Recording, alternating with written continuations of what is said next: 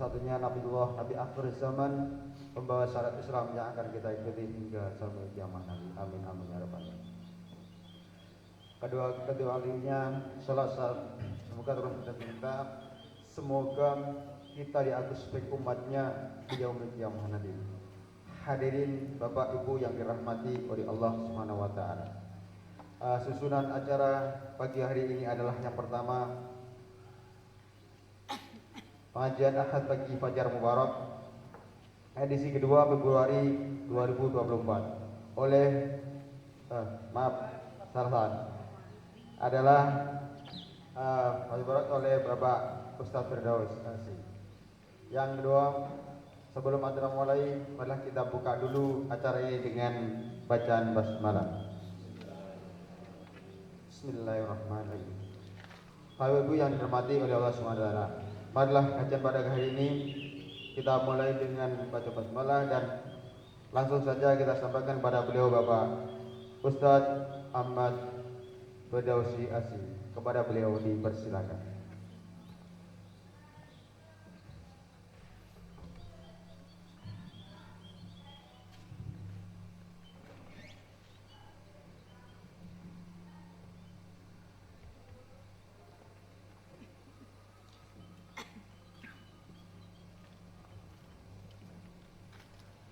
Assalamualaikum warahmatullahi wabarakatuh. Subhanallahi adada khalqihi wa ridha nafsihi wa zinata arshihi wa midada kalimatihi. Asyhadu an la ilaha illallah wa asyhadu anna Muhammadan abduhu wa rasuluh. Allahumma salli wa sallim wa barik wa an'im wa barik ala nabiyyina Muhammadin sayyidil awwalin wal akhirin wa ala alihi wa ashabihi wa man iqtada bihadihi wa istanna bisunnatihi ila yaumiddin. Rabbi shrah li sadri wa yassir li amri wahlul 'uqdatam min lisani yafqahu qawli.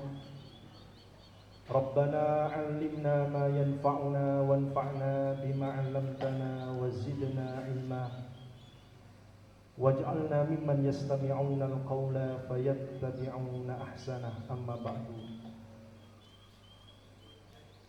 Yang kami hormati pimpinan daerah Muhammadiyah Nganjuk, pimpinan daerah Aisyah Nganjuk, beserta dengan seluruh anggota majelis lembaga PDM PDA, para hadirin hadirat jamaah kajian Ahad pagi Fajar Mubarak rahimakumullah. Kesempatan hari yang baik di pagi yang cerah ini mengawali kita dengan memuji kepada Allah Subhanahu wa taala dengan alhamdulillahi rabbil alamin, di mana kita senantiasa diberikan nikmat yang tak terhingga, nikmat yang tak terhitung, yang baru kita kebanyakan menyadari akan nikmat itu ketika hilang. Maka mengingatkan kita di setiap saat akan nikmat-nikmat Allah Subhanahu wa taala agar menjadi orang yang senantiasa bersyukur kepada Allah. Dengan itu niscaya kemudian Allah tambah nikmat-nikmat yang diberikan dan dijauhkan kita dari perkara-perkara keburukan yang setiap daripada kita itu tidak menginginkannya. La in syakartum la azidannakum wa la in kafartum inna adzabi lasyadid. Pada pagi hari ini tema yang diberikan untuk kita membahasnya adalah yaitu tentang tanda diterimanya doa kita oleh Allah Subhanahu wa taala. Hadirin jamaah muslimin muslimat rahimakumullah. Kita mengetahui bahwa doa itu di dalam agama kita adalah merupakan bagian dari ibadah. Bahkan Rasulullah sallallahu alaihi wasallam bersabda, "Ad-du'a'u mukhul ibadah." Inti dari ibadah itu doa. Sehingga rangkaian ibadah-ibadah yang kita lakukan kepada Allah itu ada doa. Salat itu doa. Aqwalun wa af'alun muftatahatun bitakbir wa muhtatamatun bitaslim. Ada perkataan-perkataan, perbuatan-perbuatan yang diharapkan dengan itu adalah mengharapkan ridhonya Allah. Dimulai dengan takbir, diakhiri dengan salam. Maka ibadah yang namanya doa itu merupakan sesuatu yang harus senantiasa dilakukan oleh seorang muslim. Bahkan Allah Subhanahu wa taala dalam Al-Qur'an, beliau Allah mengatakan, "Ud'uni astajib lakum." Berdoalah kalian kepadaku, niscaya aku akan kabulkan untuk kalian. Jadi Allah perintahkan kita untuk memang berdoa kepada Allah. Bahkan mereka yang senantiasa berdoa kepada Allah,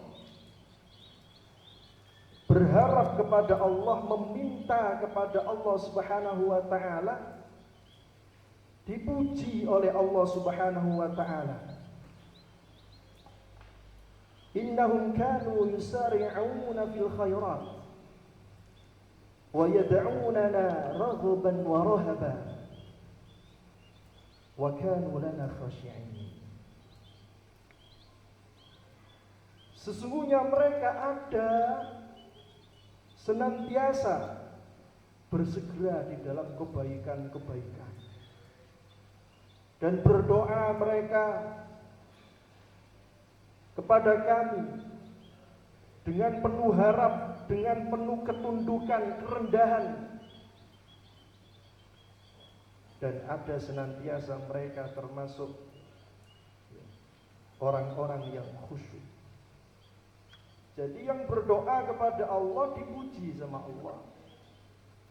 Ada makom tersendiri karena mereka menghamba kepada Allah. Wujud daripada penghambaan itu adalah iyyaka na'budu wa iyyaka nasta'in. Hanya kepadamu ya Allah kami menyembah, dan hanya kepadamu kami meminta pertolongan. Maka apa? Mereka yang senantiasa berdoa kepada Allah Subhanahu wa taala dicintai sama Allah Subhanahu wa taala. Dan mereka yang enggan untuk berdoa kepada Allah dimurkai Allah Subhanahu wa taala. Kebalikan dengan kita manusia. Sekali, dua kali, tiga kali, empat kali dimintai terus benci atau cinta? Bu, benci Rasulullah mangkel Pak Ibu, aku terus liyane kok. Tapi Allah tidak, semakin seorang hamba meminta kepada Allah, Allah itu semakin senang. Karena hamba itu memang benar-benar butuh sama Allah. Ngakoni Gusti Allah niku adalah pangeran itu.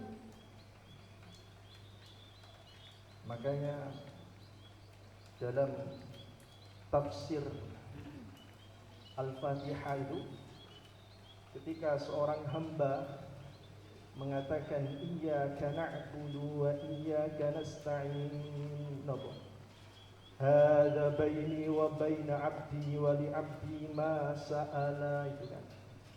Ini adalah antara aku dan hambaku, dan bagi hambaku apa yang dia minta.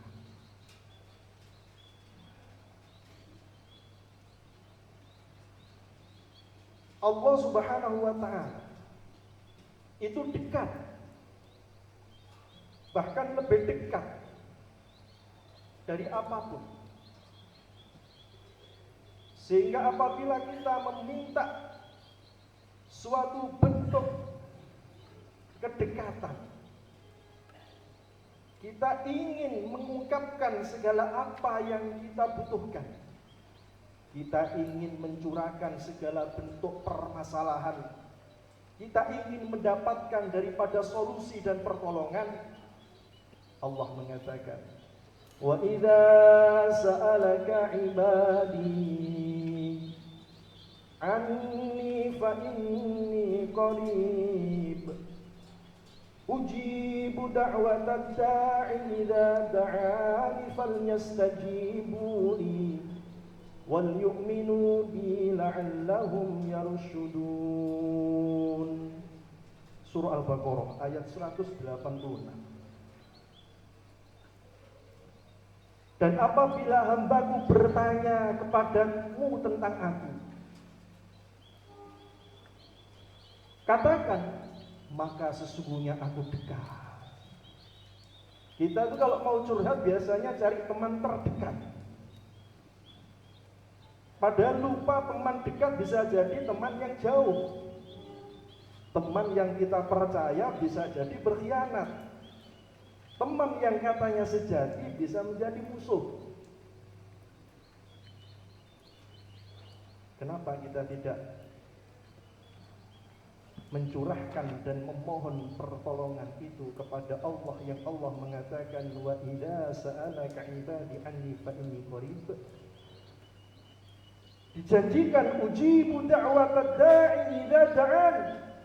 Idza da'an, niscaya aku akan menjawab akan panggilan, seruan seorang yang menyeru kepadaku. Falyastajibu li wal yu'minu bi la'allahum yarshudun. Niku pun bakal dipun paringi kali Allah niku jawaban dan juga petunjuk. Mengulas kembali, Imam Ibnul Qayyim Al-Jauziyah dalam kitabnya itu Madarijus Salikin fi manazili iyyaka na'budu wa iyyaka nasta'in, mengurai dari ayat ini saja. Itu 2 kitab, 2 jilid. Sedikit saya buka tadi. Begitu dalamnya, sehingga apabila seorang hamba, makhluk manusia ini benar-benar dia itu sebagai hamba meminta kepada Allah, tidak ada permasalahan yang tidak selesai, tidak ada urusan yang tidak ada solusi. Maka Allah Subhanahu wa ta'ala itu senang cinta kepada mereka yang senantiasa berdoa kepada Allah Subhanahu wa ta'ala. Maka dalam suatu hadis Ya. Rasulullah Shallallahu Alaihi Wasallam itu bersabda yang kira-kira maknanya seperti ini. Ya. Siapa yang enggan dia itu meminta kepada Allah, kepada Tuhannya, maka Allah akan murka kepadanya. Fas'al ahadukum li rabbih. Maka dalam lanjutan ayat yang pertama tadi saya kutip, ud'uni astajib lakum, diteruskan, innal ladzina yastakbiru an ibadati sayadkhuluna jahannama dakhirin. Surah Ar-Ra'd ya, ayat 39. Orang-orang yang termasuk golongan sombong karena dia tidak merasa butuh sama Allah, merasa sudah besar dengan dirinya, besar dengan omongannya, besar jasanya, besar amalnya, besar kepala. Nah, yang seperti ini bahaya. Maka al-kibru hendaknya kita jauhi, takabur itu hendaknya kita hindarkan dalam diri kita. Kata Rasulullah, kibr itu apa? Adalah batarul haqqi wa ghamtun nas, menolak kebenaran, meremehkan orang lain. Dan sama Tuhan malah lebih nemen itu ya, meremehkan Allah. Nah, bahaya. Maka hadirin rahimakumullah, selain daripada ini dalam agama kita ibadah, doa itu merupakan bagian dari usaha ikhtiar. Jadi kalau usaha itu ada jasmani, ada juga usaha rohani. Usaha jasmani dengan kita melakukan apapun menuju kepada hasil yang kita inginkan. Dengan lahir, bekerja, belajar. Adapun secara rohani ya ini usaha yang dilakukan dengan doa kepada Allah Subhanahu wa ta'ala. Maka kaitannya dengan apa yang Allah Subhanahu wa ta'ala takdirkan, tetapkan, itu bisa kita minta kepada Allah hasil terbaik yang kita inginkan, selama bukan perkara dosa dan memutus silaturahim.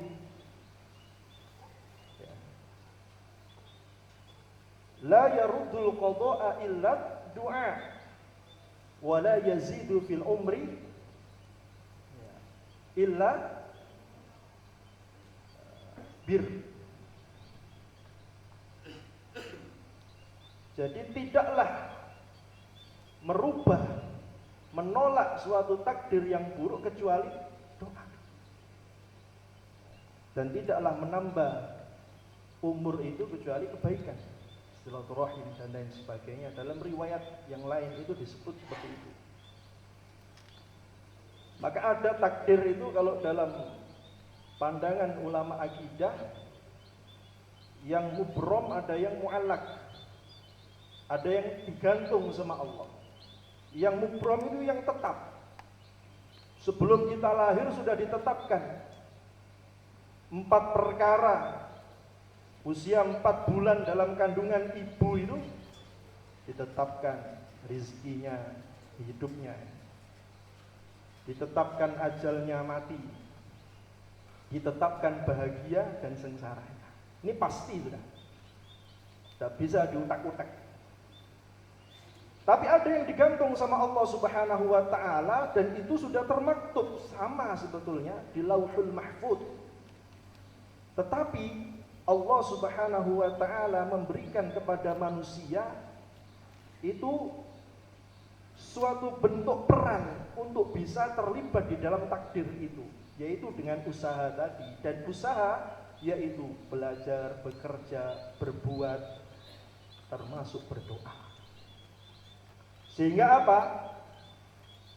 Allah Subhanahu wa taala menginginkan untuk kita dengan hadis tadi dikatakan oleh Rasulullah Shallallahu alaihi wasallam untuk berbuat, untuk berdoa yang baik. Sehingga kalaulah takdir itu sudah ditetapkan oleh Allah Subhanahu wa taala, bahagianya atau sengsaranya itu dijadikan yang baik cepat kita dapatkan, kebahagiaan cepat kita menujunya, keburukan itu diringankan daripada bebannya. Kesengsaraan itu dikurangi daripada nilai. Jadi nggak nemen banget. Itu yang dimaksud dalam hadis tadi itu. Hadirin rahimakumullah. Maka yang dia tidak berbuat apa-apa, ya tidak berdoa, ya tetap dapatkan takdir dia. Yang dia berbuat, yang dia berdoa menuju kepada takdirnya, maka Allah mudahkan untuk dia mendapatinya. Maka ketika Rasulullah Shallallahu alaihi wasallam beliau mendapati jenazah, kemudian beliau berkata, bersabda Rasulullah, setiap orang itu sudah ditetapkan letaknya di mana, surga atau neraka. Sehingga kemudian sahabat bertanya, kalau seperti itu apa kita berpasrah saja? Ya. Afala nattakilu, afala nattakilu. Apa kata Rasulullah? Enggak, tetap berbuatlah. I'malu fakullun muyassarun lima khuliqa lahu. Karena kalau kamu berbuat, maka semua dari kita dimudahkan untuk menuju apa yang sudah Allah tetapkan, takdirkan untuk kita. Kemudian beliau membaca ayat, فَأَمَّا مَنْ أَعْطَى وَاتَّقَى وَصَدَّقَ بِالْحُسْنَى فَسَنُيَسِّرُهُ لِلْيُسْرَى. Dan ya, maka siapa yang dia itu memberi, berbuat sedekah itu berbuat baik dan bertakwa dia kepada Allah, maka dan dia iman dengan hari akhirat, iman dengan surga, wasaddaqa bil husna, membenarkan itu balasan kebaikan di akhirat, yaitu surganya Allah, ampunannya Allah Subhanahu wa taala, fasanuyassiruhu lil yusra, maka memudahkan kami bagi dia untuk mendapatkan kebaikan itu. Jadi di sini ya, kita sebagai muslim tidak boleh dalam keyakinan ahli sunnah wal jamaah itu bertawakal tanpa berbuat apapun. Justru di antara kita itu iman dengan takdir Allah Subhanahu wa taala adalah melakukan sebab-sebab menuju takdir itu. Sehingga ketika ada hal yang baik, kita itu sebagai manusia merasakan alhamdulillah kebaikannya menjadi suatu hal yang memuaskan hatinya. Apabila ada suatu keburukan, tidak ada penyesalan, karena semua sudah diimani. Apa yang Allah tentukan, apa yang Allah tetapkan itu pasti ada kebaikannya. Sampai apabila manusia memandang itu sesuatu yang mungkin menurut dia itu tidak sesuai dari harapannya. Asa an takrahu syai'an wa yaj'alallahu fihi khairan katsiran. Barangkali kamu membenci sesuatu yang sudah Allah beri untuk kamu, tetapkan untuk kamu, tapi dari itu Allah jadikan banyak kebaikan. Itu hikmah di balik takdir. Hadirin jamaah muslimin muslimat rahimakumullah. Sehingga para orang-orang soleh, para nabi yang mereka itu dekat makomnya dengan Allah Subhanahu wa taala tak pernah lepas dari doa. Kalau kita melihat bagaimana sirah Nabi dari mulai bangun tidur sampai tidur kembali isinya doa. Semua ngene mboten. Lampahi napa niku mesti wonten dungane. Adab. Adab. Itu tadi dipuji mereka oleh Allah, yad'unana raghaban wa rahaban. Wa kanu lana khashi'in. wa kanu lana khashi'in. Maka agar doa-doa yang kita panjatkan kepada Allah Subhanahu wa taala ini diterima, hendaknya kita melihat syarat-syarat apakah yang harus kita memenuhinya. Yang pertama, dalam doa perlu ikhlas. Fad'ullaha mukhlishina lahuddin. Al-Mu'min 14. Karena doa bagian dari ibadah. Dalam ayat yang lain Allah juga berfirman, wa ma umiru illa liya'budullaha mukhlishina lahuddin. Jadi berdoalah kamu kepada Allah dengan ikhlas kepada Allah. Karena kita ibadah itu perintah oleh Allah ikhlas. Maka syarat diterimanya ibadah ya ikhlas. Ikhlas artinya benar-benar bersih, lepas segala bentuk kesyirikan-kesyirikan di dalam hati kita. Nggak ada selain Allah, ya. Kotoran-kotoran hati itu disingkirkan. Penyakit-penyakit hati yang merusak daripada amal itu dibuang. Ikhlas, bebas dari apa-apa yang jelek, dari menduakan Allah, menyekutukan Allah, ikhlas.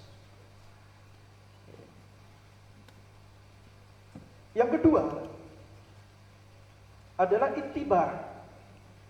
Syarat diterimanya ittiba. Ittiba kepada siapa? Nabi sallallahu alaihi wasallam. Kenapa? Laqad kana lakum fi Rasulillahi uswatun hasanah. Teladan yang baik dari orang yang sudah Allah Subhanahu wa taala menyatakan dia adalah yang baik, bahkan terbaik, dan diminta kita itu meneladaninya. Liman kana yarjullaha wal yaumal akhir wa dzakarallaha katsiran. Maka ittiba kepada Rasulullah dalam kita berdoa. Caranya donga niku pripun? Niku kedah ngertos sunahe Nabi, carane Nabi, tuntunane Nabi, dalane Nabi, kedah ngertos nalikane donga niku pripun. Lah pengin dikabul karo Gusti Allah. Setelah ikhlas benar dijaga, tapi caranya salah, enggak ittiba, mohon maaf. Kalau enggak ngikut jalan orang yang sudah diberi oleh Allah ACC dalam amalnya ini, terus jalannya siapa? Gimana diantara cara berdoa yang ittiba kepada Nabi? Awali ketika doa itu dengan memuji, bertasbih kepada Allah Subhanahu wa taala. Awali dengan itu. Kemudian bersolawat kepada Nabi. Kemudian menghadap kiblat. Mengangkat tangan. Dalam hadis qudsi itu Allah itu apabila ada seorang hamba yang berdoa menengadahkan tangannya ke langit ke Allah. Karena kiblat itu doa ya, sini. Kiblat ini. Nggak ada orang minta gini nih. Memang ada di antara ulama itu yang mengatakan kalau doa-doa yang jelek agar tertolak itu gini, Pak. Ada yang membalikkan tangan. Baik kalau waktu nazilah itu apa? Allahumma dfa'annal ghala wal bala, ada yang gini. Dari gini dibalikkan gini. Ini kiblat itu doa ya tetap gini. Kita ngadepnya itu enggak ke langit. Jadi meminta dengan tangannya diangkat. Jadi bukan bid'ah, itu justru sunnah. Cuma memang ada beberapa kondisi yang ulama berselisih, seperti ketika khutbah Jumat itu kan sebagian mengatakan ada ya yang mengatakan tidak perlu angkat tangan, amin saja. Jadi kita ada tanawwu dalam masalah pandangan itu tidak usah kemudian ribet. Harus kita cerna dengan bijaksana, sikapi dengan baik. Kalau kita dalam Muhammadiyah sudah ada etika, yaitu yang kita ikuti, tapi yang lain harus kita pahami. Jadi ini berdoa kepada Allah, mengangkat tangan. Kemudian ya dalam keadaan suci, tahara, dalam keadaan suci. Dan di dalam kita berdoa kepada Allah Subhanahu wa taala, hendaknya meyakini bahwa Allah Subhanahu wa taala itu adalah zat yang apabila kita itu berdoa pasti akan mengabulkan doa kita. Maka waktu doa itu ada apa? Keyakinan bahwa dikabulkan. Dalam hadis Rasulullah sallallahu alaihi wasallam bersabda, "Idza da'a ahadukum falyazim fala taqul Allahumma a'tini in syi'ta." Itu enggak pas. Jadi harus benar-benar mantap dungane iku ya, kepada Allah. Apa yang memang kita mintakan kepada Allah, kita minta. Jangan seakan Allah itu terpaksa. In syi'ta, apabila engkau berkehendak ya Allah. Yang seperti itu kurang mantap seorang hamba minta kepada Tuhannya. Terus apa? Yakin tadi itu. Idza da'a ahadukum ud'ullaha wa antum muqinuna bil ijabah. Berdoalah kepada Allah dan kamu yakin doamu itu diijabah. Kenapa? Karena Allah Subhanahu wa taala la yaqbalu du'a min qalbin ghafilin lahin. Gak menerima doa dari orang yang lalai hatinya dari Allah. Maka istihdarul qalb, menghadirkan hati ketika doa. Masa kita itu lihat TV saja bisa khusyuk waktu doa, nggak bisa. Lihat sinetron itu bisa sampai nggak kerasa dipanggil sama suaminya ping pindo, ping telu, ping papat gak semaur. Saking khusyuke mergo napa? Menghadirkan hati sampai nangis-nangis kapan delok drama. Mungkin apa tuh? Sing bapak-bapak delok bola ini gak eling ya. Biasa loh. Ada di antara kita yang seperti itu. Karena apa? Yaitu menghadirkan jiwanya untuk ikut dalam apa yang dia lihat. Nah, kita berdoa atau sholat itu kan ya seperti itu, harus latihan. Maka biasanya manusia itu umumnya itu baru kerasa khusyuknya itu kalau ditimpa masalah. Langsung Allahu Akbar. Nemen khusyuknya ya. Nangis bahkan tadarruh wa khufyah itu kan. Tapi khusyuknya para sahabat itu yang luar biasa, memang sudah terlatih menikmati daripada ibadah itu. Maka kita kalau menikmati doa itu ya tidak jemu untuk melakukan kepada Allah Subhanahu wa taala dengan adab-adab yang tadi disebutkan. Kemudian hadirin, syarat kelima apabila kita ingin doa kita itu mustajab. Ya. Perhatikan waktu-waktu yang diijabahi oleh Allah. Selain waktu juga tempat. Maka teman-teman yang mereka di umroh haji itu kan banyak mereka mendapati keutamaan tempat-tempat yang menjadi wasilah untuk kita itu mendapatkan kemustajaban doa itu. Ada waktu-waktu juga. Makanya ada apa Pak? Kalau ada orang habis umroh, habis haji itu kan kalau bisa itu Karena mereka itu apalagi yang sering umroh kayak Pak Darji ini, umroh sampai 3 kali, Masya Allah. Itu kan kafarah itu. Al-umratu ilal umrati kafarah bainahuma. Jadi ada penghapus dosa-dosa antar itu. Ya semoga kita semuanya bisa umroh ini. Haji insya Allah. Maka doa. Di antara waktu-waktu yang mustajab, ini penting kita sampaikan, bainal adzanain, antara azan dan qomat. Ya. Pak, biasanya kita kalau azan qomat itu kan sholat sunnah rawatib itu. Ya nggak apa-apa, silakan dalam sholat itu. Khususnya di akhir sholat, waktu sujud itu perbanyak, ada itu riwayatnya. Maka aqrab ma yakunul abdu, ya, sedekat-dekatnya seorang hamba kepada Tuhannya itu ya ketika fahuwa sajidun itu. Maka perbanyak di situ doa.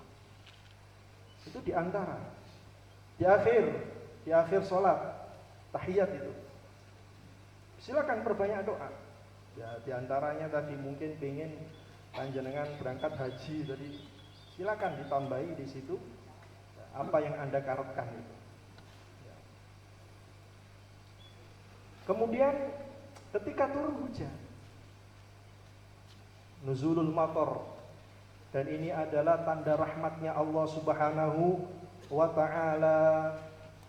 Silakan ketika sepertiga malam terakhir waktu tahajud, Allah Subhanahu wa ta'ala itu dalam hadis qudsi ya, berfirman, hal munadin, apakah ada orang yang dia menyeruku, hal min da'in, astajibu lahu da'watah, aku akan kabulkan apa yang dia minta. Wa hal min mustaghfirin aghfir lahu, adakah orang yang meminta ampunan, aku beri ampunan. Hal min sa'il fa'u'ti lahu, maka aku akan berikan untuknya. Apakah ada orang yang meminta, maka aku akan berikan untuknya. Nah, ini sepertiga malam terakhir. Maka hadirin rahimakumullah,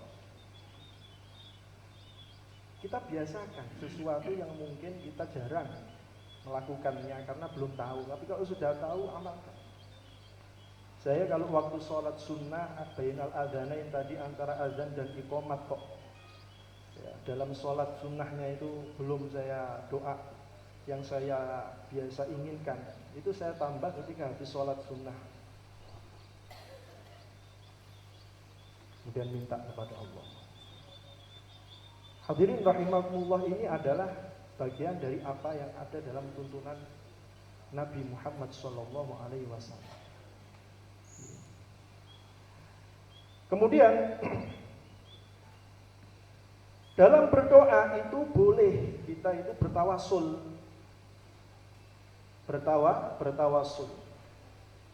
Masyru'. Tawasul yang masyru', tawasul yang disyariatkan di dalam doa, di antaranya adalah satu, tawasul dengan iman. Tawasul dengan iman.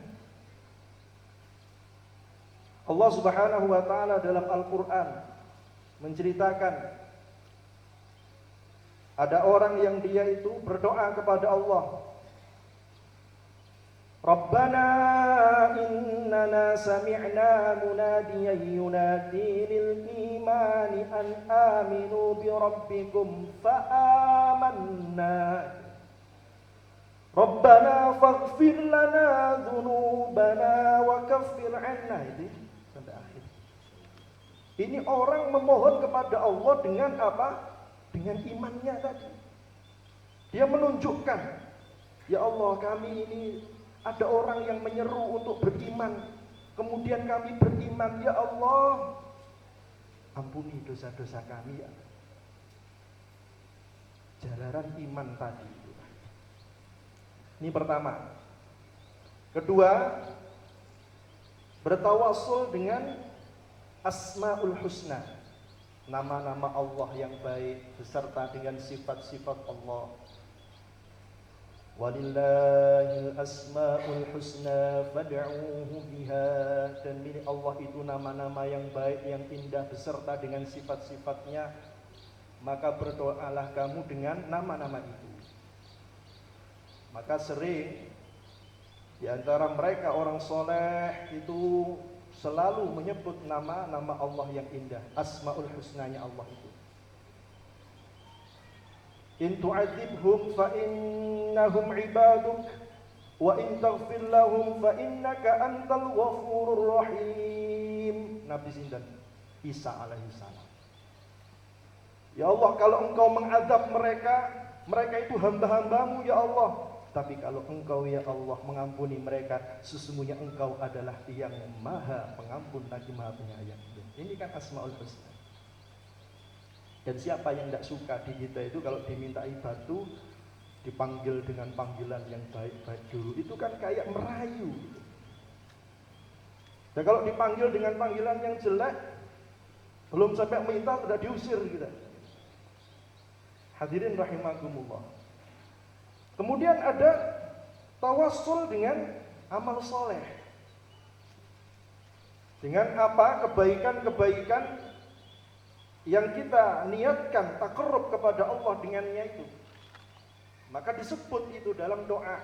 Sebagaimana Allah Subhanahu wa taala ceritakan tentang mereka Ashabul Kahfi yang ada di gua, ya, yang mereka kemudian agar diselamatkan dari mulut gua yang tertutup, ya, oleh batu yang besar itu, masing-masing dari 3 orang itu mengatakan, menyebutkan, ya, amal solehnya.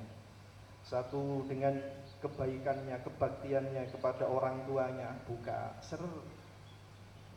2, dia menyebut dulu potensi punya kesempatan untuk melakukan perzinahan dengan seorang wanita yang dia cintai, tapi dia tiba-tiba sadar dan kemudian merelakan, sudah tidak mau, tidak jadi. Kalau itu amal yang baik ya Allah, terima ya Allah, dan berikanlah ini, ya, dibuka. Yang terakhir ada yang dia itu tawassul dengan amal solehnya, menyebutkan dulu, ya, punya perjanjian dengan seorang karyawannya, pekerjanya, upah. Ternyata belum diambil sama karyawan tersebut. Upah itu kemudian disimpan, bahkan dijadikan modal untuk mengembangkan usaha. Ternyata dari modal itu usahanya besar, sukses. Tiba-tiba orang karyawan tadi yang pernah ikut sama dia itu menagih, mana upah saya dulu yang belum saya ambil, iki kabeh pun sampean, dan diberikan untuknya, dikembalikan kepadanya. Maka langsung terbuka contoh dari amal soleh. Maka silakan amal soleh dilakukan, dan kemudian sholat diantaranya. Kemudian apa? Tawassul dengan menampakkan daripada kebutuhan kita, hajat kita kepada Allah Subhanahu wa taala, bahkan kelemahan kekurangan kita atau potensi dosa-dosa kita. Manusia kan berpotensi salah, berdosa. Itu disebut, ya. Sehingga sampai Nabi Muhammad SAW ketika peristiwa beliau menuju ke negeri Taif, tidak disambut baik oleh penduduk negeri itu, malah kemudian beliau diusir, dilempari batu, mulai dari yang kecil sampai yang dewasa. Malaikat Jibril hampir saja menimpakan itu gunung, bukit kepada penduduk Taif, tapi dicegah sama Rasulullah. Rasulullah justru beliau itu mengadu kepada Allah.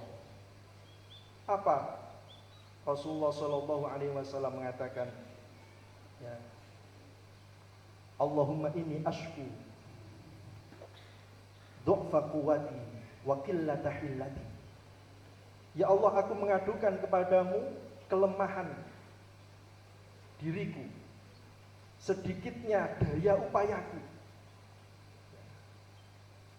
Allahumma la tu'adzibhum fa innahum qaumun la ya'lamun. Ya Allah, jangan azab mereka ya Allah, karena mereka adalah kaum yang tidak tahu. Aku ini nabimu ya Allah.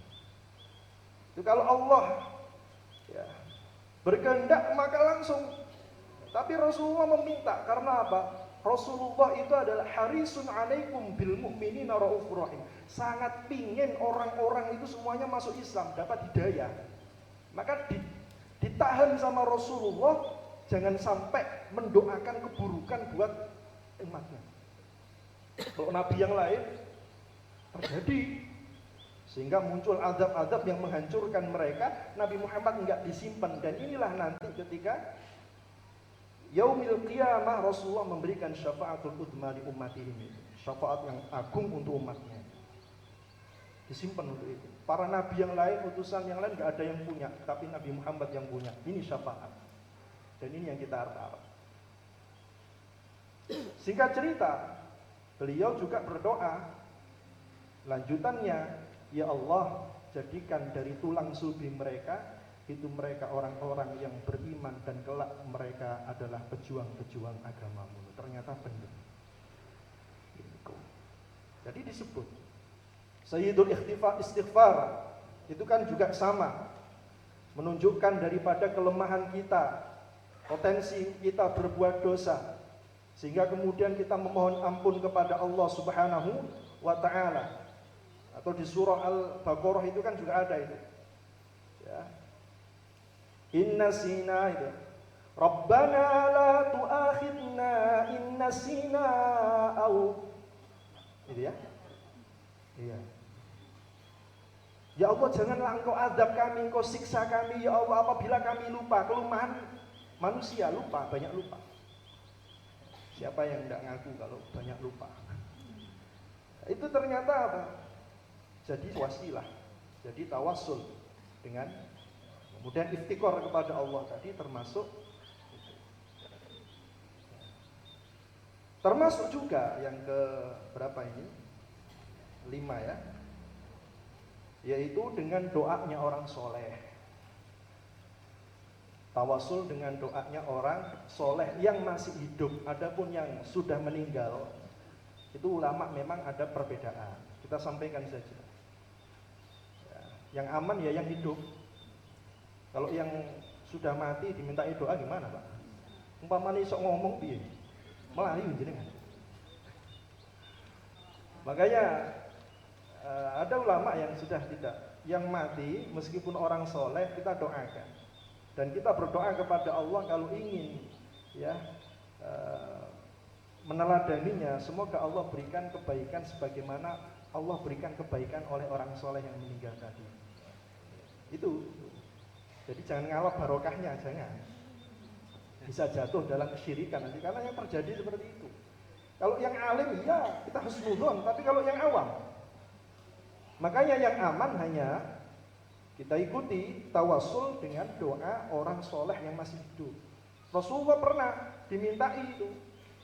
Ya, Rasulullah pernah, bahkan sepeninggal Rasulullah sahabat Ibnu Abbas, ponakan Nabi, sepupunya Nabi, anak dari pamannya Abbas itu dimintai oleh sahabat juga doa.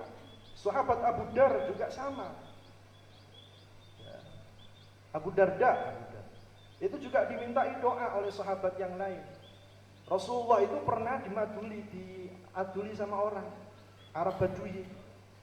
Apa? Ini tanaman-tanaman banyak yang hanyut.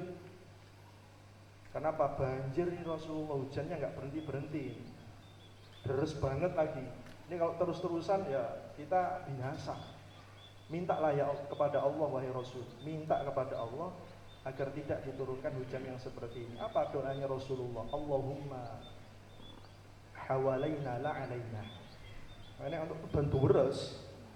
Karena udan deres. Kok koyo anak iku jenengan donga Allahumma hawalaina la alaina dungane Nabi. Nah, dulu ketika dimintai tolong orang. Jadi dia bertawasul dengan Nabi agar dihindarkan dari keburukan. Nah, hadirin rahimakumullah, ini kita boleh. Bahkan dalam hadis riwayat yang sahih itu ya, tidaklah seorang muslim mendoakan muslim yang lain dalam waktu ya, yang sendiri, waktu yang tidak diketahui, ghaib gitu ya. Itu melainkan Allah berikan itu ijabah untuk dia, untuk saudaranya yang dia doakan. Ya, itu kan luar biasa, suatu bentuk kecintaan yang didasari iman, mendoakan orang yang dia cintai bahkan tanpa sepengetahuannya. Bahkan tanpa sepengetahuannya, itu doa yang mustajab. Apa? Ada keikhlasan, ada ketulusan. Hadirin rahimakumullah, dan doa itu tadi disebut ya, tawasul dengan doa. Kemudian di antara ulama itu apa sih perannya doa terkait dengan bala? Apa perannya doa terkait dengan bala itu? Musibah itu. Jadi musibah itu selalu mengintai daripada kita sampai yaumil kiamah. Ada dalam hadis Rasulullah SAW. Nah, agar kita terhindar dari suatu musibah yang buruk, ditimpakan sesuatu yang buruk kepada kita, suatu ujian yang buruk kepada kita, maka senantiasa harus berdoa kepada Allah. Ibnu Qayyim Al-Jauziyah dalam kitabnya Ad-Da'u wad-Dawa itu mengatakan ada 3 perannya doa terhadap musibah atau bala itu. Yang pertama, an yakuna du'a'u aqwa minal bala. Doa itu lebih kuat daripada bala. Sehingga yang menang adalah doanya daripada balanya. Lah bagaimana agar doanya kuat? Kembali kepada kita di dalam tadi melihat persyaratan atau syarat-syarat yang kita harus lakukan. Ya. Syarat-syarat yang harus kita lakukan. Diperhatikan. Tuh. Kemudian kalau doanya ini lebih kuat, maka musibahnya tertahan. Jadi Allah Subhanahu wa ta'ala tahan itu, gak jadi ditimpakan kepada kita. Maka ada orang-orang yang senantiasa mereka istighfar, memohon ampun kepada Allah Subhanahu wa ta'ala di suatu negeri, di suatu kampung. Padahal negeri itu ada banyak orang-orang yang maksiat, tapi mereka di antara warga negeri itu, masyarakat penduduk itu, ada yang senantiasa mohon ampun sama Allah. Maka Allah tahan itu sebab mereka. Ya. Makanya kita itu kalau masih banyak orang yang berdoa minta ampun, itu Allah itu tahan. Ya. Ini karena apa? Doa mereka kuat. Ada suatu luar biasa energi yang membuat doa itu mustajab. Maka tadi ada orang-orang yang ya karena kesolehannya, keikhlasannya kepada Allah Subhanahu wa ta'ala, dekatannya kepada Allah Subhanahu wa ta'ala, satu orang yang soleh itu amin, semuanya itu ikut dapat keberkahannya. Enggak kampanye loh Bu ya. Ya. Yang kedua, an yakuna bala'u ad yakuna du'a'u ad'af minal bala. Dungane lebih lemah daripada bala'i. Sehingga dia berdoa ya, tapi musibah atau bala tetap terjadi. Umpama kecelakaan. Padahal dari rumah tadi sudah berdoa. Keluar rumah sudah doa. Doanya apa Bu? Bismillahi tawakkaltu 'alallah. Naik kendaraan sudah doa. Doanya apa Bu?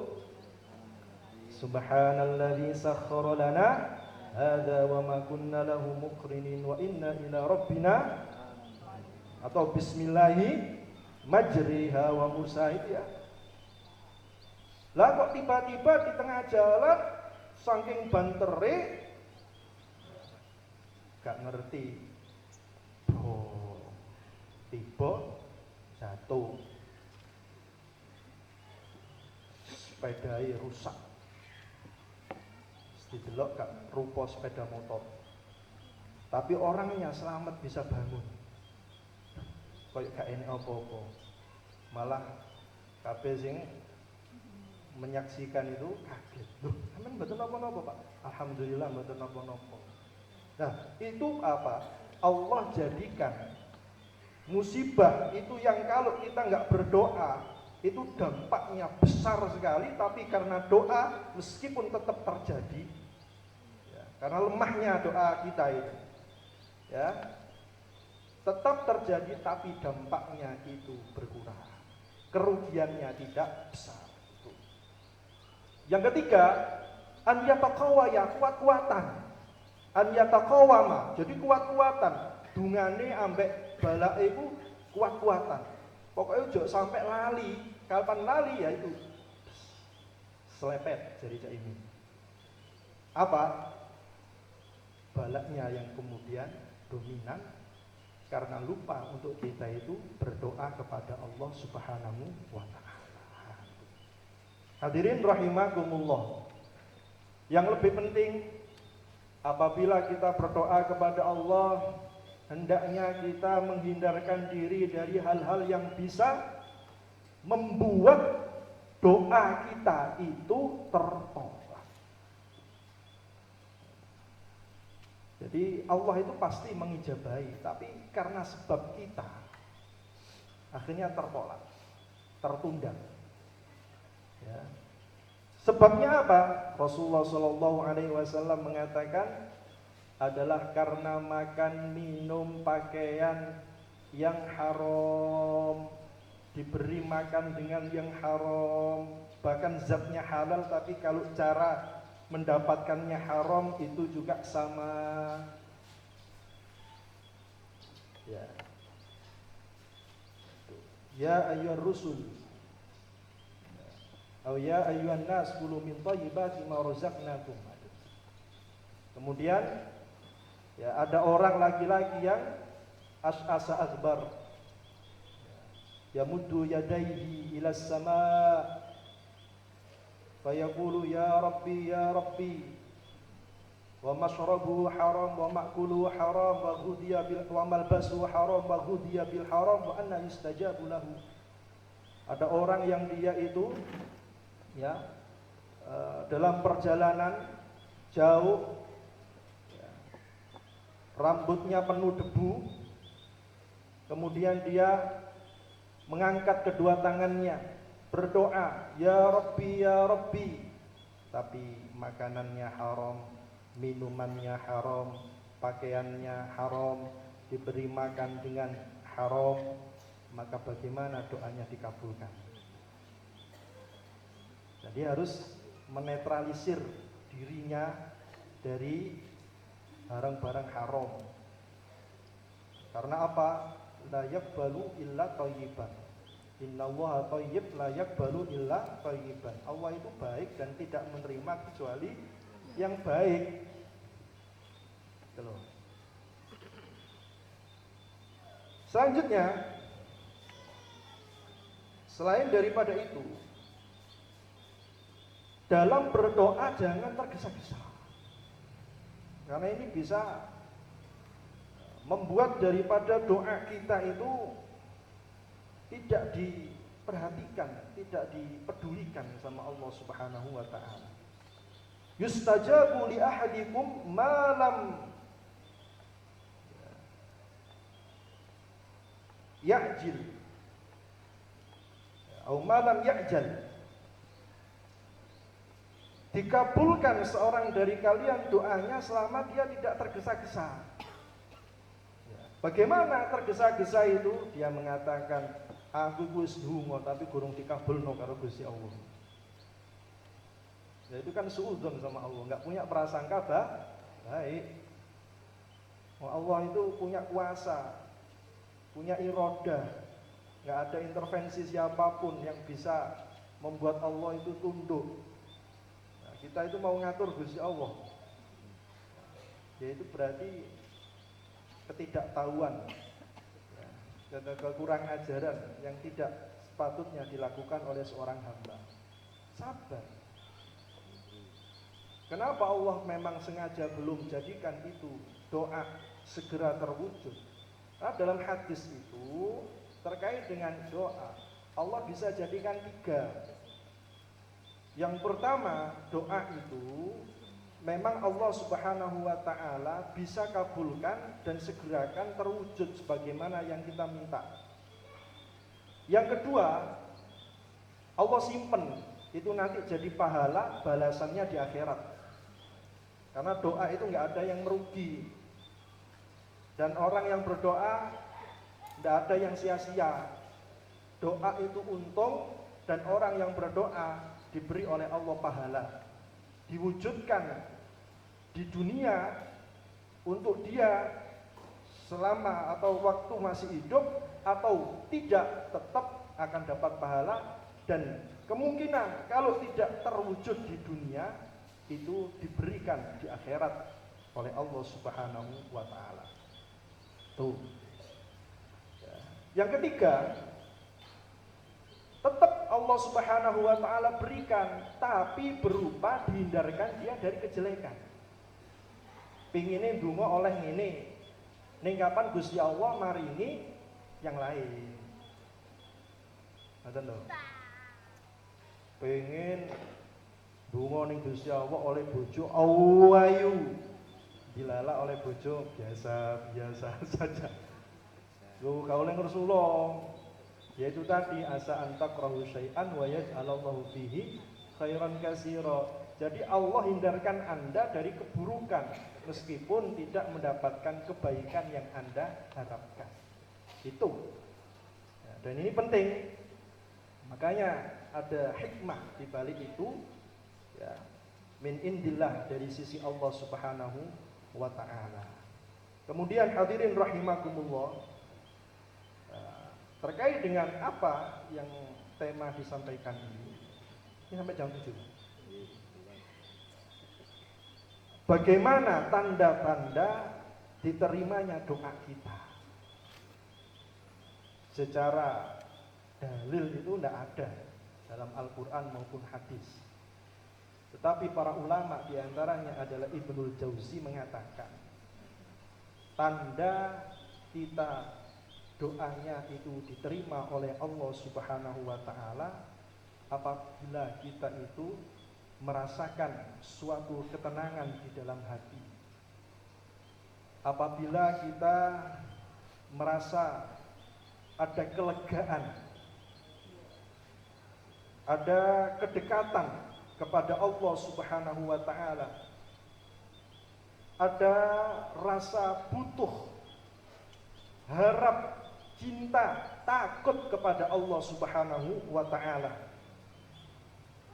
sehingga kemudian masalah itu menjadi ringan, sehingga kemudian apa yang menjadi pikiran kita, apa yang menjadi usaha kita, itu membawanya itu menjadi ringan. Makanya faktor orang yang beriman itu sangat penting untuk kemudian dia termasukkah orang-orang yang mendapatkan tanda-tanda terimanya doa ini atau tidak. Faktor iman itu. Jadi musibah atau cobaan atau masalah yang diberikan oleh Allah kepada kita itu besar kecilnya, itu kan faktor bagaimana kita menyikapinya dengan iman tadi. Kalau kita bersama dengan Allah, nggak ada masalah yang besar, kecil semua. Karena yang besar hanya Allah. Yang kita butuhkan hanya Allah. Selama di dunia, semua apa yang ada daripada ujian dan musibah itu pasti ada solusinya. Inna ma'al usri yusra wa inna ma'al usri yusra. Di balik satu kesulitan itu ada dua kemudahan. Dan dua kemudahan yang pertama dengan yang kedua itu kan berbeda. Artinya ini apa? Tidak ada yang tidak ada solusi. Ketika seorang mukmin dia takbir dalam sholatnya, Allahu Akbar, ini suatu bentuk ikrar bahwa semua masalah, semua yang ada di dunia ini apapun itu kecil, karena yang besar hanya Allah Subhanahu wa ta'ala. Dan ini harus dijadikan sebagai suatu bentuk motivasi di dalam diri kita. Ya, nggak ada. Ya. Jadi kalau kita sudah tenang, kita sudah merasa nyaman, hilang kegelisahan, dengan kita mengingat senantiasa Allah, berharap kepada Allah, ridho dengan ketetapan takdir yang Allah Subhanahu wa ta'ala berikan, baik takdir yang baik maupun takdir yang kita rasa itu buruk, karena nggak ada takdir yang jelek. Cuma etikanya kita itu ya harus seperti itu, harus menisbatkan kalau kita ada sesuatu yang menimpa buruk itu kepada diri kita, bukan kepada Allah. Ya itu kita terima. Maka Imam Syafi'i sebagai closing ya, itu mengatakan bagaimana tanda Allah itu ridho kepada aku wahai Syekh. Ya. Apa kata Imam Syafi'i? Tanda Allah itu ridho kepada kamu adalah ketika Allah berikan suatu musibah, suatu takdir yang buruk untukmu, kamu ridho sebagaimana kamu ridho ketika diberikan suatu nikmat, kebahagiaan, keberuntungan untuk kamu. Nah itu ya kira-kira yang bisa kami sampaikan. Mohon maaf atas kekurangan. Qul qouli hadza wa astaghfirullah li wa lakum wa lisairil muslimina min kulli dhanbin. Assalamualaikum warahmatullahi wabarakatuh.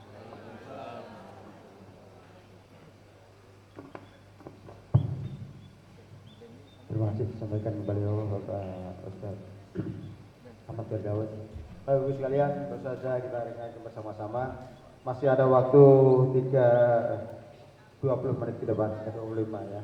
Maka dari itu yang disampaikan beliau mungkin ada sesuatu yang masih mengganjal dalam pikiran kita, atau mungkin sudah ada yang pas, atau mungkin yang masih ingin ditanyakan. Masa beri kesempatan pada ibu-ibu dulu. Satu penanya, mungkin ya sebentar Ibu. Ya, oke. Yang kedua dari Bapak Pak Masih. Langsung dari Ibu kami persilahkan.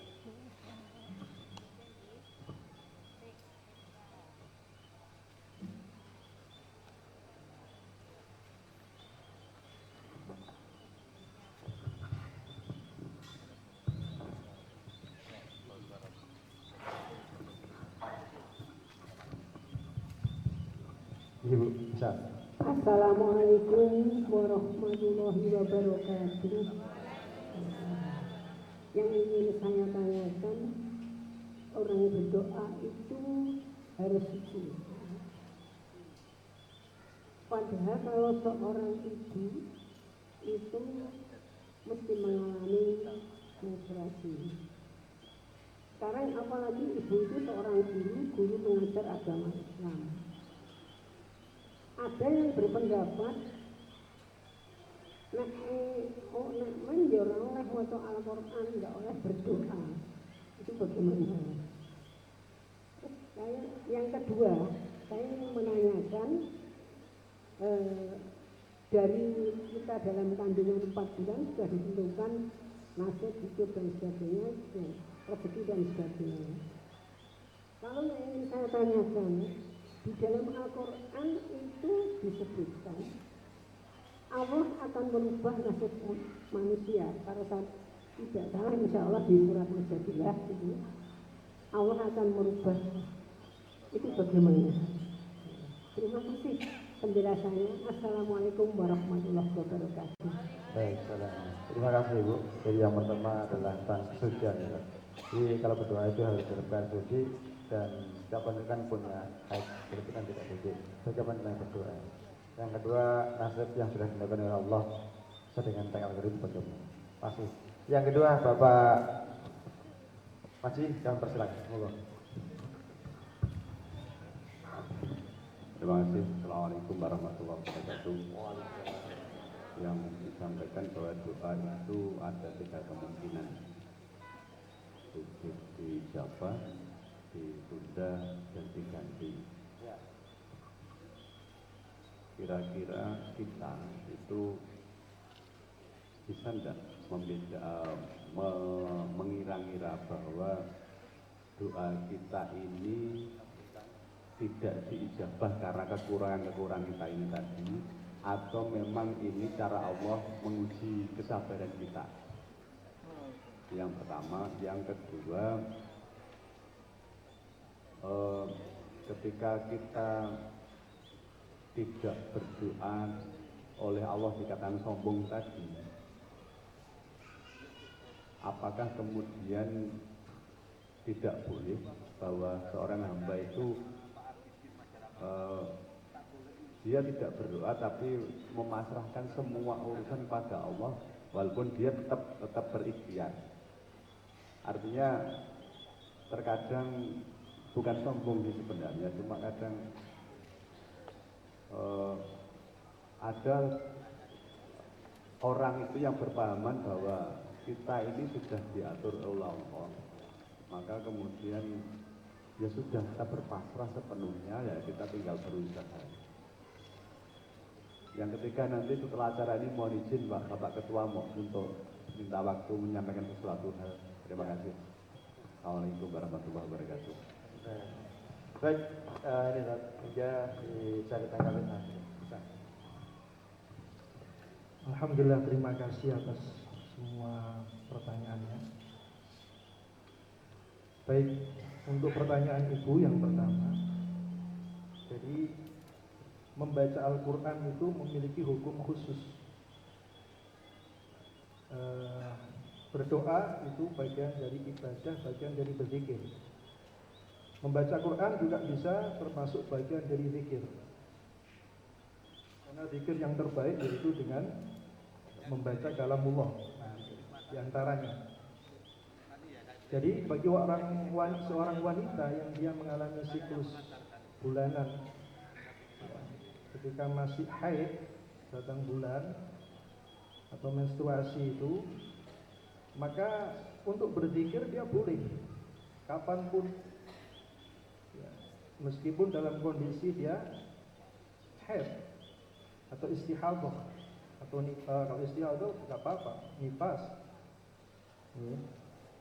Nah, yang membaca Al-Quran itu, apabila dia dalam kondisi haid, itu ulama memang berbeda pandangan terkait dengan apakah dia membacanya itu dengan mushaf atau dengan Quran terjemah atau tafsir. Kalau mushaf itu jumhur tidak boleh, karena mushaf la yamussuhu illal mutahharun. Nah, meskipun dalam tafsir juga di situ mutahharun di sini adalah mereka ada yang mengatakan ya, para malaikat. Tapi yang jelas secara teks ya memang seorang wanita yang haid itu tidak diperkenankan untuk membawa mushaf yang menyentuh mushaf Al-Quran. Adapun membacanya, maka kalau dibuat zikir, murojaah boleh dalam niatan itu. Jadi pakainya Quran terjemah atau tafsir yang ada artinya, ya, atau pakai HP. Sekarang sudah banyak aplikasi, yaitu artinya panjenengan niatnya zikir atau murojaah, ibu-ibu yang punya hafalan, mbak-mbak yang punya hafalan. Ini kalau nggak diulang-ulang, ya iso tak hilang. Karena apa? Hafalan Quran lebih cepat hilang, lebih cepat lepas daripada unta yang diikat, kata Rasulullah itu. Maka niatkan zikir kalau mau murojaah atau membaca Quran dengan tadi, perhatikan jangan memakai mushaf. Kalau mau membaca apa yang memang itu. Jadi kaitannya adalah masalah niatnya dan juga mushaf tadi itu. Kalau selama bukan mushaf boleh menyentuh dan membaca dengan niat zikir. Kemudian doa itu ya bagian dari zikir. Panjenengan silakan meminta kepada Allah di kulihin, di setiap waktu. Dan kita dalam tempat-tempat yang itu pun disuruh berdoa. Maka berdoalah, ya, berdoalah kepada Allah, berzikirlah kepada Allah ya, di setiap keadaan. Karena itu akan membuat kita menjadi tentram dan tenang. Pertanyaan kedua, apa nih Wal? Enggak, pertanyaan kedua. Takdir. Nah, takdir itu tadi sudah disampaikan. Ya, saya ulang lagi. Innallaha la yughayyiru ma biqaumin hatta yughayyiru ma bi anfusihim. Itu usaha. Makanya Allah tadi menjadikan ada takdir yang melibatkan dari peran manusia. Ada yang mubrom pasti nggak bisa diubah. Ada yang memang Allah Subhanahu wa taala mu'allaq. Jadikan itu digantung karena apa? Ini manusia punya peran di situ. Punya usaha di situ. Baik usaha tadi apa? Jasmani maupun usaha rohani. Sehingga apa? Ketika kita berusaha, kita akan mendapatkan kepuasan, kesyukuran. Karena apa yang kita usahakan itu bersesuaian dengan takdir yang Allah Subhanahu wa taala tetapkan untuk kita. Apa pada tidak, kita juga nggak menyesal. Karena kita sudah iman dengan takdir Allah, baik buruknya, ya baik buruknya. Ya, kita nggak menyesal, tapi kita kemudian alhamdulillah memasrahkan. Jadi yang terbaik dari Allah ini, apabila ini kok saya sudah lakukan usaha terbaik dan belum dapatkan seperti yang saya harapkan, berarti Allah menginginkan kebaikan yang lain buat saya. Itu karena ada usaha. Kalau nggak ada usaha, yo tadi manusia itu bisa menyalahkan takdir, menyalahkan Allah terus. Dia merasa sebagai orang yang dipaksa untuk mengikuti itu, dan itu tidak tepat. Ya, makanya benar ayat itu karena kaitannya dengan usaha manusia terkait dengan takdir yang digantung tadi itu, yang mu'allaq itu, yang Allah ingin melibatkan peran manusia. Kemudian Pak Maji itu berarti orang yang tawakalnya sudah tepat, karena dia tidak memasrahkan mutlak semuanya kepada Allah tanpa ada usaha. Karena usaha tadi bisa dengan kita melakukan pekerjaan, bisa dengan kita itu memohonkan kepada Allah, bisa dengan dua-duanya. Yang nggak boleh itu apabila kita meninggalkan usaha sama sekali, memasrahkan semua dengan takdir Allah. Rasulullah kan tadi sudah ngomong dalam hadis, ketika ada orang jenazah itu dimakamkan, Rasulullah mengatakan sesungguhnya setiap dari kita itu sudah ditetapkan tempatnya di surga atau di neraka. Apa kata sahabat? Kalau gitu kita pasrah saja ya kepada takdirnya Allah. Oh enggak, i'malu, tetap bekerjalah kamu. Fakullun muyassarun lima khuliqa lahu. Jadi silakan bekerja, silakan berbuat, berusaha dengan segenap usaha kita, dengan tetap meyakini semua itu sudah tidak akan terlewat dari takdirnya Allah. Ketika dapat sesuatu yang tidak kita harapkan, itu juga sudah ditetapkan. Ketika sudah mendapatkan apa yang bersesuaian takdir Allah itu dengan keinginan kita, itu juga sudah ditetapkan. Sehingga kita insya Allah termasuk orang-orang yang benar dan beruntung, yang tidak boleh meninggalkan usaha, baik doa ya salah satunya atau keduanya. Saya kira itu ya, karena nanti masuk dalam perspektif orang-orang yang jabariyah itu ya, Ahlussunnah wal Jamaah tetap meyakini akan adanya usaha di dalam kita meyakini takdir dari Allah Subhanahu wa taala. Yang pertanyaan Pertama tadi apa? Membedakan ini memang tertunda atau hanya Allah menguji kesabaran. Ya tadi kita apabila ingin apa yang kita minta kepada Allah itu diijabah, di antara penghalang doa itu kan isti'jal, tergesa-gesa. Jadi rahasia takdir Allah itu memang rahasia. Jadi kalau kita kemudian ingin doa kita terijabah, mustajab, ya, jangan kemudian berbicara saya sudah doa tapi belum dikabulkan. Kan kita nggak tahu mana yang sudah diijabah sama Allah, mana yang diganti sama Allah, mana yang ditunda sama Allah. Kita itu sebagai manusia lebih ingat akan jelekan atau keburukan atau musibah yang menyengsarakan daripada kenikmatan yang Allah berikan sama kita. Nah, ketika Allah uji dengan seperti ini, kadang-kadang kita menyangka berarti Allah belum memberikan kemuliaan kepadaku. Allah memberikan kehinaan. Fa'amma itu kan dalam Al-Quran, fa'ammal insanu idza mabtalahu rabbuhu fa'akramahu wa na'amahu fayaqulu rabbi akraman wa amma idza mabtalahu faqadara alaihi rizquhu fayaqulu rabbi ahanan.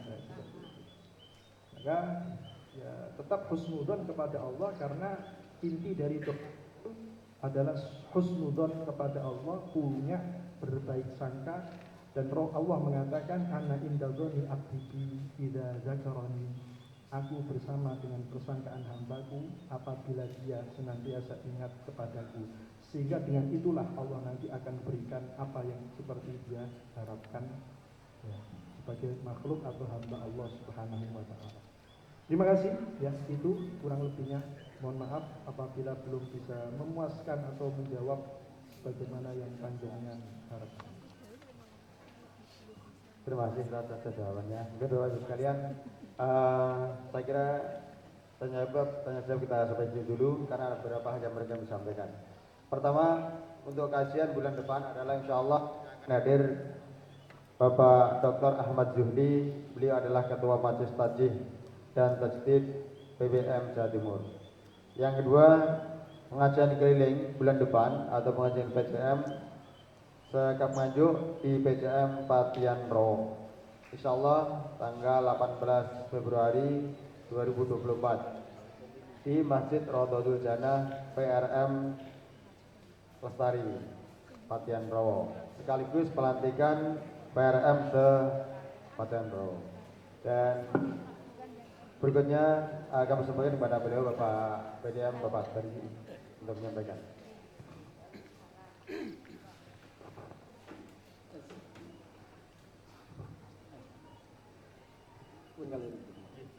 Assalamualaikum warahmatullahi wabarakatuh. Ini sehubungan dengan materinya tentang doa, dan bulan depan sudah pemilu. Saya sebagai Ketua PDM berkepentingan untuk menyampaikan beberapa hal, sekaligus juga mengklarifikasi atas beberapa telepon yang masuk pada saya, yang intinya juga meminta untuk Muhammadiyah tetap sikap dewasa. Yang pertama berkaitan doa, mudah-mudahan pemilu tanggal 14 Februari bulan depan kita bisa mendapatkan, bangsa Indonesia atau kita juga bisa mendapatkan anggota-anggota terpilih dari DPRD Kabupaten, DPRD Provinsi maupun DPR Pusat maupun DPD, dan khususnya presiden, calon presiden yang bisa mengemban amanah dan bertanggung jawab untuk dunia akhirat. Amin ya rabbal alamin. Ampun amin tok nggih. Amin ya rabbal alamin. Sesane kula badhe dituduh kampanye, ngoten nggih. Terus yang kedua, Bapak Ibu, peran Muhammadiyah. Muhammadiyah itu dalam politik global, dalam kehidupan kebangsaan, menurut Sekum PP Muhammadiyah, Muhammadiyah punya peran satu, namanya opinion maker, pembuat opini, melalui tanwir, melalui muktamar, dan itu banyak dikutip, diminta oleh para pejabat dan tokoh-tokoh nasional. Kedua, peran Muhammadiyah adalah bagian tukang lobby. Yang ketiga, politikan pressure, menekan dari sisi politik kepada masa. Jadi Muhammadiyah tidak langsung terlibat langsung di dalam perpolitikan nasional. Ini harus saya sebagai ketua tetap menyampaikan bahwa Muhammadiyah Nganjuk pun sama, tidak terjun secara langsung dalam partai politik, tidak berkomunikasi dengan dalam tanda petik langsung mendukung satu partai politik, betul. Dan yang kedua, kami yakin kita semua sudah pada pinter. Maka memilih calon DPR, presiden dan sebagainya itu yang pertama adalah atas dasar idealisme. Itu yang paling paling ideal, paling bagus atas ideologi. Kalau secara ideologi tidak mampu, tidak bisa. Artinya begini, kita kalau ada calon-calon DPR dari kader-kader Muhammadiyah, ini yang harus kita dukung pol-polan. Nah, ini yang punya harapan dan itu bisa jadi. Kalau toh itu tidak mungkin secara idealisme adalah secara strategi. Jadi pilihan strategis untuk kepentingan Muhammadiyah. Jangan sampai suara-suara warga Muhammadiyah, simpatisan Muhammadiyah itu baik tingkat kabupaten, provinsi maupun pusat seolah-olah seperti angin lalu. Hanya sekedar ikut lewat, jangan. Menurut ketentuan dari wilayah sama pusat, kita juga digunakan untuk menggunakan strategi. Yang ketiga, mudah-mudahan tidak terjadi di Muhammadiyah. Napa niku memilih atas dasar pragmatisme. NPDP niku. Nah niku nomor pira wani? Pira niku mboten, saya yakin di Muhammadiyah mboten. Tapi minimal kalau tidak ada calon-calon dari kader Muhammadiyah langsung, maka kita menggunakan ukuran yang juga strategis kepentingan dakwah Muhammadiyah ke depan. Artinya apa? Bahwa kita juga butuh nyinggek anggaran-anggaran dari pemerintah, dari negara, APBN tadi untuk menunjang kegiatan dakwah Muhammadiyah. Gedeknya itu adalah anggota DPR. Nah, oleh karena itu kami sebagai pimpinan daerah Muhammadiyah Nganjuk berharap satu, monggo panjenengan badhe mawon monggo. Tetapi dari ketiga calon presiden wakil presiden secara ideologis saya yakin panjenengan sudah punya pilihan yang terbaik. Dan saya yakin pilihan jenengan kali kula padha. Mboten menajan kula mboten capakan ngaten nggih. Yang jelas bahwa calon presiden wakil presiden jumlahnya pinten, Bu? 3. Yang 2 mesti kalah, yang menang 1. Artinya 1 calon presiden yang menang. Yang kedua, mohon maaf, ini ada juga strategis bahwa ada calon-calon legislatif pusat maupun provinsi maupun daerah yang sudah sowan datang silaturahmi kepada PDN. Jadi ada calon-calon legislatif yang sudah sowan kemudian silaturahmi kepada PDN secara resmi. Kami sampaikan yang sudah datang itu adalah Partai Umat dengan caleg-calegnya itu datang langsung ke kantor. Kemudian yang datang lagi adalah caleg yang sekarang masih jadi, yaitu namanya Muhammad Rosidi. Itu untuk provinsi. Kemudian juga untuk yang provinsi lagi ada namanya dari IPM, Nahdlatul Ulama kalau nggak salah itu Mbak Arifda, itu datang kepada PDN. Kalau datang pribadi menuju ke saya sebagai ketua PDM, itu yang dari pusat itu ada Mbak Eva Sundari. Tapi bukan jadi referensi kaki jenengan loh ya, yang datang. Kalau datang kemudian siap untuk komitmen, berarti ada serius untuk membantu atau jadi tangan kanan Muhammadiyah. Ada juga yang sudah lewat melalui LHKP, tapi belum pada kejadian secara resmi. Itu ada dari Bu Ita, itu untuk calon dari untuk DPR pusat. Maka walaupun kami PDN tidak membuat edaran resmi panjenengan milih siapa, tapi dari gelagat yang ada berarti orang-orang yang mendekat pada kita lah itu yang logikanya dan siap membuat komitmen itu adalah yang patut untuk kita bantu. Monggo panjenengan milih mana yang terbaik tadi. Yang sudah datang resmi pada pimpinan daerah Muhammadiyah. Pahami Bu Bangke? Tidak ada uang loh niki. Ya. Nek panjenengan ngasake kaos ya wonten kader Muhammadiyah Pak Mahmudi niku nek teng lapangan getol banget niku nggih. Monggo diseged itu. Jadi kami sebagai pimpinan daerah Muhammadiyah otomatis PDA juga dengan ortumnya tidak akan mengarahkan panjenengan milih salah satu. Karena saya di bel juga dituduh bahwa Muhammadiyah mengarahkan pada satu pilihan, betul. Tetapi kami nyampaikan dari sekian calon legislatif itu untuk yang masing-masing dapil untuk Nganjuk, monggo saya sarankan komunikasi dengan cabang masing-masing. Tapi untuk yang provinsi maupun pusat, ini yang datang pada kami, pada kita, itu yang kami sebutkan tadi. Dan itu ketoknya kok mungkin layak untuk dibantu. Jadi kalau yang jelas nggak ngereken Muhammadiyah dan tidak ada hubungan dengan kita, ya begitu pun nggak ada sama kita, itu pun malah kan gitu. Pun tidak saya perpanjang, nanti tidak ada pertanyaan yang bulat-bulat dan yang jelas niku wau. Saya kira demikian. Terima kasih Ustaz. Assalamualaikum warahmatullahi wabarakatuh. Terima kasih Bapak Jari yang telah memberikan beberapa terkait dengan pemilu. Bagus telah bisa memilih dengan cerdas, dengan pikiran yang baik juga dapat berbeda kita. Dan begitulah terima kasih kepada Ustaz Firdaus yang telah memberikan pencerahan kepada kita sekalian tentang. Oh ya, untuk KPU ya.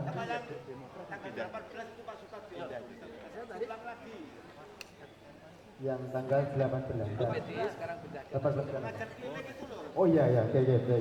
Baik bisa lihat kami sampaikan kembali pada tanggal pengajian keliling PCM Sekap Nganjuk di PCM Padian Rowo Ahad 18 Februari 2024 di Masjid Darul Jannah atau PRM Lestari Padian Rowo. Yang akan hadir adalah Bapak Dr. Sukadiono. Iya, sekali lagi Bapak Dr. Sukadiono saya akan rawuh pada kajian keliling PCM Padian Rowo. Baik, yang berikutnya adalah KPH PDM Kabupaten Nganjuk Al-Mutazam siap menerima kehadiran panjenengan semua. Bapak Ibu sekalian, demikianlah kajian Pak Wajah Marok pada hari ini. Saya atas nama pribadi mohon maaf atas segala khilaf dan malah tutup acara pada hari ini dengan baca hamdalah dan doa kafaratul majlis. Alhamdulillahirabbil alamin.